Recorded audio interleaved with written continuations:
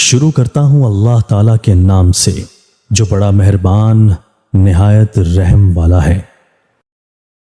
حضرت عبداللہ بن صامت رضی اللہ تعالیٰ عنہ ابو ذر غفاری رضی اللہ تعالیٰ عنہ سے روایت کرتے ہیں کہ ابو ذر نے رسول اللہ صلی اللہ علیہ وآلہ وسلم کی خدمت میں عرض کیا، یا رسول اللہ،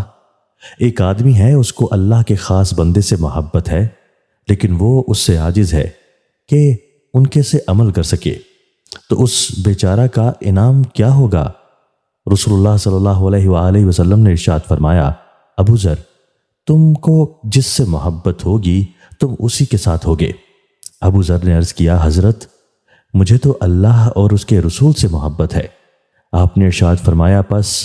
تم انہی کے پاس اور انہی کے ساتھ رہو گے جن سے تم کو محبت ہے۔ یہ جواب سن کر ابو ذر نے پھر اپنی بات دہرائی اور رسول اللہ صلی اللہ علیہ وآلہ وسلم نے جواب میں پھر وہی ارشاد فرمایا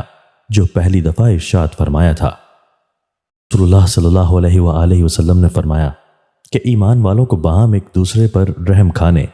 محبت کرنے اور شفقت و مہربانی کرنے میں تم جسم انسانی کی طرح دیکھو گے کہ جب اس کے کسی ایک عضو کو بھی تکلیف ہوتی ہے تو جسم کے باقی سارے اعضاء بھی بخار اور بے خوابی میں اس کے شریک حال ہو جاتے ہیں۔ تشریح: دینی اخوت اور اسلامی ہمدردی و غمخواری رسول اللہ صلی اللہ علیہ وآلہ وسلم رحمت للعالمین ہیں اور آپ کی تعلیم ساری دنیا کے لیے آب رحمت ہے۔ آپ نے اللہ تعالیٰ کی عام مخلوق اور عام انسانوں کے ساتھ ترحم اور حسن سلوک کے بارے میں اپنے ماننے والوں کو جو ہدایات دی ہیں اور جو نصیحتیں فرمائی ہیں،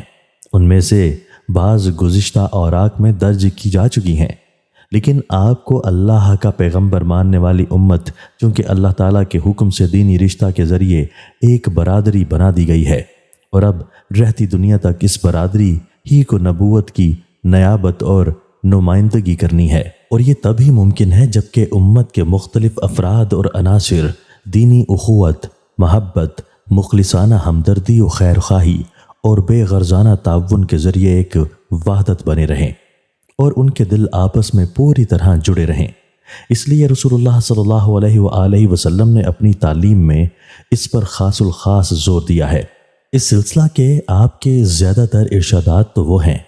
جن کو معاشرت کے ابواب میں درج ہونا زیادہ مناسب ہوگا، لیکن دو ایک حدیثوں کا یہاں اخلاق کے سلسلہ میں درج کرنا مناسب معلوم ہوتا ہے۔ تشریح: مطلب یہ ہے کہ مجھ پر ایمان لانے والوں میں باہم ایسی محبت و مودت، ایسی ہمدردی اور ایسا دلی تعلق ہونا چاہیے کہ دیکھنے والی ہر آنکھ ان کو اس حال میں دیکھے کہ اگر ان میں سے کوئی ایک کسی مصیبت میں مبتلا ہو تو سب اس کو اپنی مصیبت سمجھیں اور سب اس کی فکر اور بے چینی میں شریک ہوں، اور اگر ایمان دعوے کے باوجود یہ بات نہیں ہے تو سمجھ لینا چاہیے کہ حقیقی اور کامل ایمان نصیب نہیں ہے۔ ایمان والوں کی یہی صفت قرآن مجید میں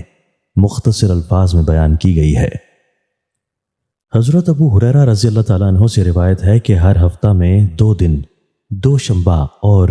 5 شنبہ کو لوگوں کے اعمال پیش ہوتے ہیں تو ہر بندہ مومن کی معافی کا فیصلہ کر دیا جاتا ہے، سوائے ان 2 آدمیوں کے جو ایک دوسرے سے کینہ رکھتے ہوں،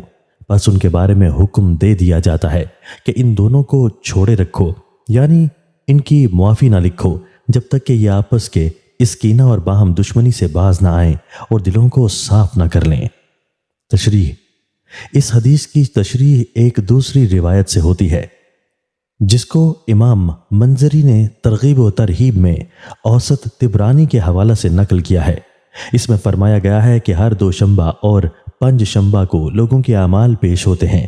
تو جس نے توبہ کی ہوتی ہے اس کی توبہ قبول کی جاتی ہے، لیکن باہم کینہ رکھنے والوں کے اعمال ان کے کینہ کے سبب لوٹا دیے جاتے ہیں، یعنی ان کی معافی اور توبہ کی قبولیت کا فیصلہ بھی نہیں کیا جاتا جب تک کہ وہ اس سے باز نہ آئیں۔ اس مضمون کی چند اور حدیثیں بھی ہیں۔ ان سب سے یہی معلوم ہوتا ہے کہ جس مسلمان کے دل میں دوسرے مسلمان بھائی کے لیے کینہ ہوگا، جب تک وہ اس کینہ سے اپنے دل اور سینے کو صاف پاک نہ کر لے، اس وقت تک وہ اللہ کی رحمت و مغفرت کا مستحق نہ ہوگا۔